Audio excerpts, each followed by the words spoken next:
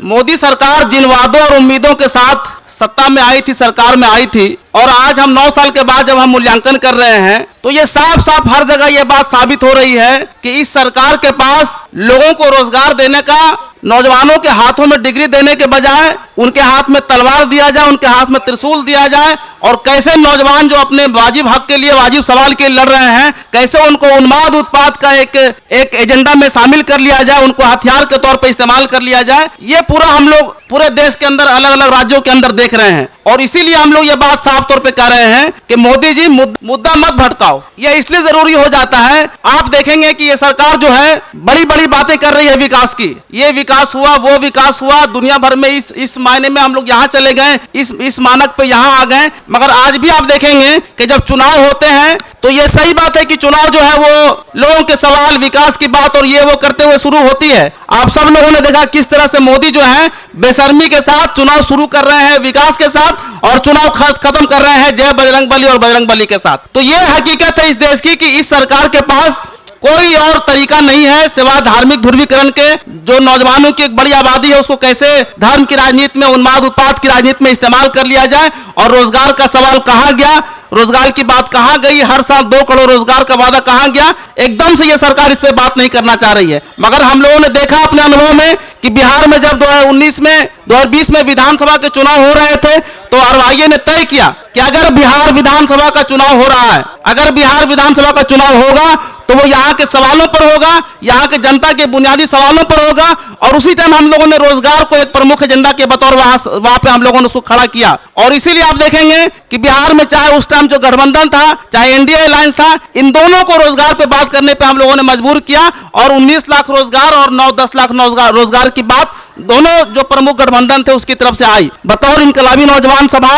नौजवानों के एक मजबूत संगठन के बतौर हम लोगों का ये दायित्व है, हम लोगों की ये कोशिश है कि जहां भी चुनाव हो, जो सवाल हैं, जो गंभीर सवाल हैं, रोजगार के सवाल हैं, छात्रों के सवाल हैं, उस पर सरकार को मजबूर किया जाए बोलने के लिए, तब आप बिहार की तरह सरकारों को रोजगार पर मोड़ सकेंगे। नहीं तो आप देखें कि बाकी राज्यों में किस तरह से जो है वो हनुमान जी, जय बजरंग बली, जय श्री राम के नाम पे जो है। और एक बात जान जाइए, अगर चुनाव में आपके सवाल एजेंडा नहीं बन पाते हैं तो चुनाव के बाद भी जो सत्ता में सरकारें आती हैं उनको यही लगता है कि हम इन सवालों पर सरकार में आए हैं, इन सवालों पर सरकार बनाए हैं। बिहार में जो पिछले साल जो बड़ा 2 आंदोलन हुआ, और जो ये दिखाता है कि कितना आक्रोश है नौजवानों में, कितना आक्रोश है युवाओं में। आरआरबी एनटीपीसी का आंदोलन आप तो सब लोग जानते हैं। रेलवे का जो NTPC non technical popular category जो ग्रुप डी की वैकेंसी थी, जनवरी में जैसे ही सरकार ने जो आया नोटिफिकेशन और उसके तहत चीजें चल रही थी, मगर अचानक से सरकार ने बीच में जब चीजें आगे बढ़ गई तो नोटिफिकेशन में बदलाव कर दिया, और उसको लेकर के बहुत आक्रामक आंदोलन बिहार में हुए। आरवाईए और आयशा हम लोग वहां पर उसको बहुत मजबूती से हम लोग उसको टैकल किया और एक आक्रामक मजबूत आंदोलन वहां खड़ा किया,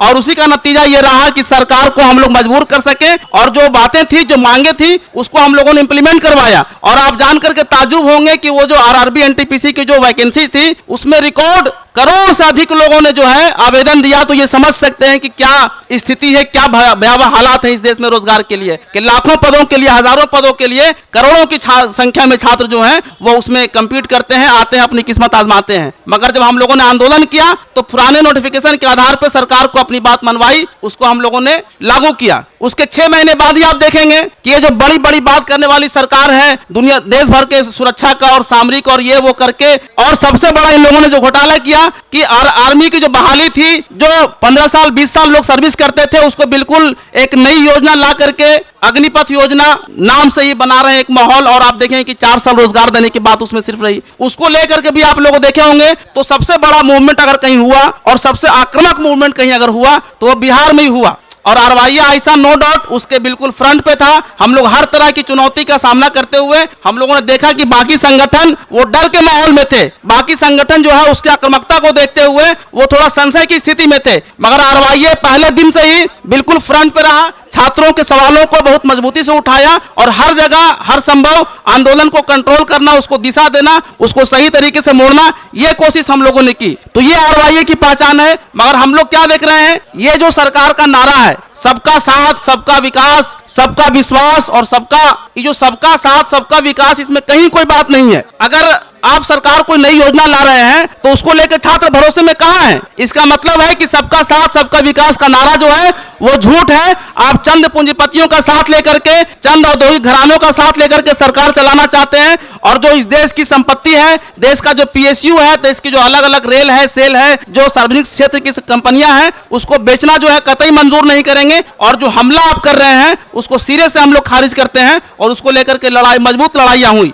और जब आंदोलन हुआ तो हम लोग देख रहे हैं कि बड़े पैमाने पर अग्निपथ में जो है गिरफ्तारियां शुरू हुई। आप अगर सबका साथ लेकर चल रहे हैं, सबका विश्वास लेकर चल रहे हैं, तो आप डायलॉग कीजिए, उनकी जो मांगे हैं, उनकी जो शंकाएं हैं, उनके जो सवाल हैं, उनको हल कीजिए। छात्रों के डेलीगेशन से आप मिलिए। मगर हम लोग खुद देखें कि सैकड़ों की छात्रों संख्या में छात्रों को जेल भेज दिया गया। हम खुद गया जेल में थे तो देखें कि वहां पर आस पड़ोस के सैकड़ों छात्र, 300-400 की संख्या में छात्र जो है वो जेलों में बंद हैं। आज तक वो सारे केस चल रहे हैं। आज तक छात्रों को जो है वो हाजिरी लगानी पड़ रही है, गवाही देनी पड़ रही है। तो हम समझते हैं कि इस देश में सरकार जिस तरह चीजों को मोड़ने में, चीजों को तोड़ मरोड़ के पेश करने में, और जो लूट और झूठ का राज चल रहा है, इसको सही मायने में अगर मुकाबला देना है तो हम लोगों को, सरकार को बिल्कुल रोजगार पे आप बोलिए, शिक्षा पे बात कीजिए, नौजवानों के लिए क्या है इस पे बात कीजिए। अगर ये काम हम लोग नहीं कर पाएंगे तो सरकार जो है वो तमाम तरह का हथकंडा, तमाम तरह का अपना प्रचार तंत्र लगा करके हमारे एजेंडे को, हमारे सवाल को दरकिनार कर देगी। और जिस तरह से इनकी सत्ता चल रही है, ये सत्ता चलती रहेगी,